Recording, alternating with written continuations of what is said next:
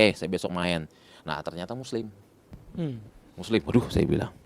Aduh, saya bilang, Tuhan, saya lagi ngomong sama ini dalam hati kan, Tuhan kalau memang dia ini calon tulang rusuk saya bilang, saya minta tanda dari Tuhan, saya bilang. Dan akhirnya apa? Puji Tuhan, istri saya dibaptis duluan. Karena saya bilang sama dia, saya Kristen, saya bilang. Saya ini selesai sekolah Alkitab, saya bilang. Saya menjadi seorang hamba Tuhan. Nah, mertua saya tuh nggak setuju, karena mertua saya kan Muslim. Keluarga dari pihak istri saya tuh Muslim, nggak setuju saya nikah sama anaknya. Tapi ya namanya saya kan nekat orang kan.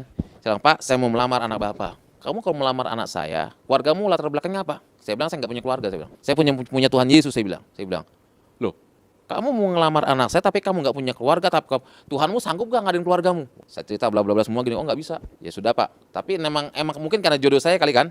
Saya bilang datang Pak, saya bilang saya mau melamar anak Bapak. Oke, kalau kamu pengen melamar anak saya, kamu harus bisa baca Al-Quran. Kecil saya bilang. Memang latar belakang saya dari sana kan? Ya. Saya bilang kapan Bapak mau tantang saya baca Al-Quran? Besok Minggu. Waduh, Minggu. Ya udahlah, oke Pak, saya bilang. Oke, kamu baca Al-Quran. Nah, saya ini tahu nih jebakan kan? Kamu ucapkan dulu kalimat 2 kalimat syahadat, saya bilang. Maaf Pak, saya bilang. Saya ini Kristen. Saya nggak mungkin ngucapin kalimat 2 kalimat syahadat.